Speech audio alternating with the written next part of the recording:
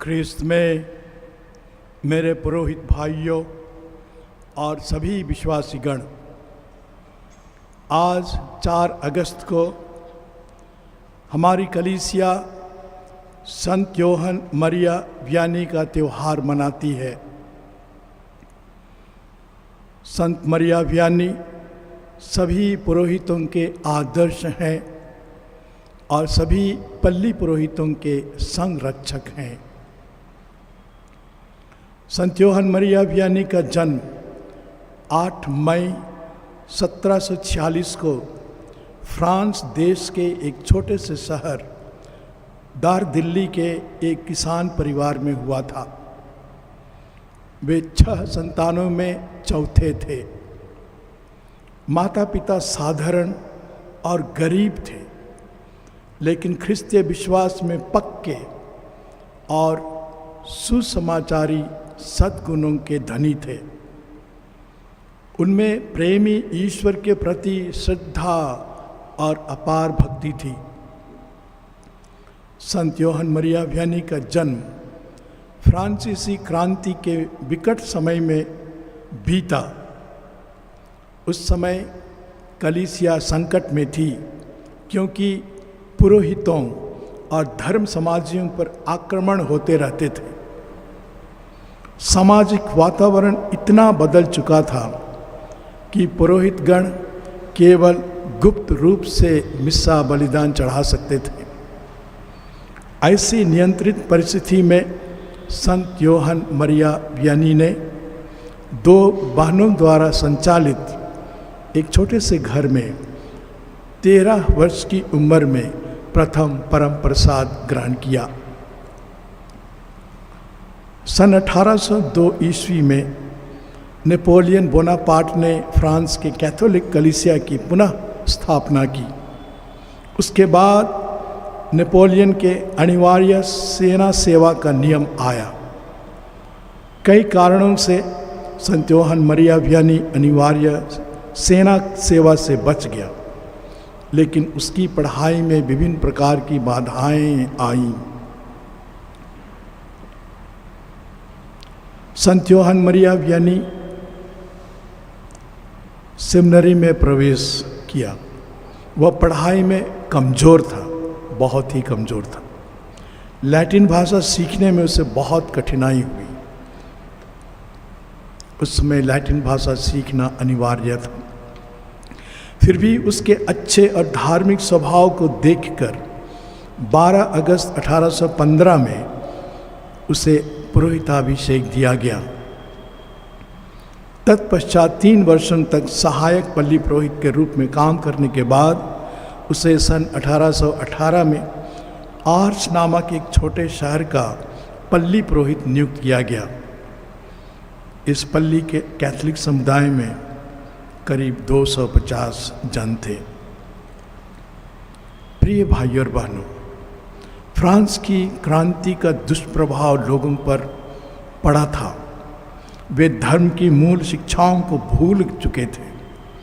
बिनती, प्रार्थना, मिस्सा, पूजा आदि पर लोगों की रुचि समाप्त हो गई थी। समाज में ईर्ष्या, द्वेष, झगड़ा, तकरार, मारपीट, नशापान, अभद्र नाच गान आदि आम घटनाएं बन गई थीं। गाली गलौज में ईश्वर का नाम लेना बहुत ही साधारण बात बन गई थी। रविवार को गिरजा जाने के बदले वे लोग खेतों में या अन्य जगहों पर काम किया करते थे। सामाजिक वातावरण की दुर्दशा और धर्म के प्रति उदासीनता देखकर संत योहन मरिया वियानी अत्यंत दुखित हुए। वहाँ के लोग मानो खोई हुई भेड़ के समान थे। मरिया वियानी हताश नहीं हुए। वे पवित्र साक्रामेंट के समक्ष घुटने टेक कर घंटों आराधना और प्रार्थना किया करते थे। कौतूहल पूर्वक जितने लोग रविवार को गिरजा आते थे, उनको साधारण शब्दों में ईश्वर के प्रेम, उनकी करुणा और उनकी दया की गहराई को समझाते थे।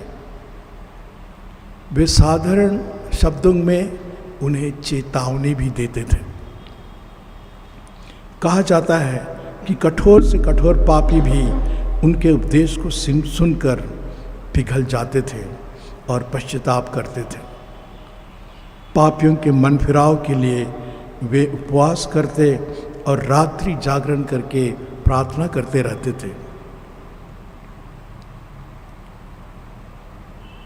प्रिय भाई और बहनों, यद्यपि योहन मरिया वियानी के पास कुछ भी पूंजी नहीं थी, उन्होंने ईश्वर की कृपालुता दयालुता पर विश्वास करके पल्ली की अनाथ और भूली भटकी लड़कियों के लिए उनकी देखभाल और पढ़ाई की सुविधा के लिए 2 महिलाओं की मदद से एक आश्रम और एक विद्यालय खोला। आश्रम जो विद्यालय भी था। एक दिन ऐसा हुआ कि उनके गोदाम में गेहूं समाप्त हो गया, कुछ भी गेहूं नहीं था। और एक महिला ने आकर उसे बताया कि हमारे पास अन्न नहीं है। योहन मरिया वियानी गोदाम जाते हैं, मुट्ठी भर जमीन में पड़े गेहूं को उठाते हैं, फिर वहीं डाल देते हैं। फिर वे संत फिलोमिना से प्रार्थना करते हैं कि उन्हें अन्न मिले, और वे अपने रूम चले जाते हैं। थोड़ी देर के बाद महिला आकर कहती है कि फादर जी, गोदाम पूरा भरा है गेहूं से। तो जो चमत्कार हुआ यह इसलिए क्योंकि उनके हृदय में ईश्वर के प्रति गहरी भक्ति थी, गहरा विश्वास था, और जो अनाथ लड़कियां थी उनके प्रति गहरा प्रेम था। अपनी पल्ली के विश्वासियों को धार्मिक और सामाजिक रूप से सुधारने के लिए संत मरिया वियानी को 10 वर्ष लग गए। उनकी प्रार्थना और तपस्या का फल यह हुआ कि सभी प्रकार की बुराइयों को छोड़कर अच्छा ख्रिस्तीय जीवन वे जीने लगे। शैतान बार बार उन पर आक्रमण करता था, इसके बावजूद वे अपने विश्वास में अटल रहे।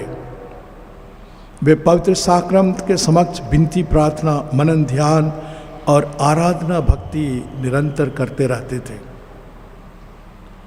वे बहुत कम खाते थे, बहुत बार रूखी सूखी रोटी को पानी में भिगाकर वे खाते थे,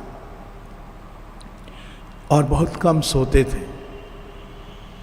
सभी प्रकार के कामों को नम्रता, दीनता, धीरज और आनंद पूर्वक वे करते थे।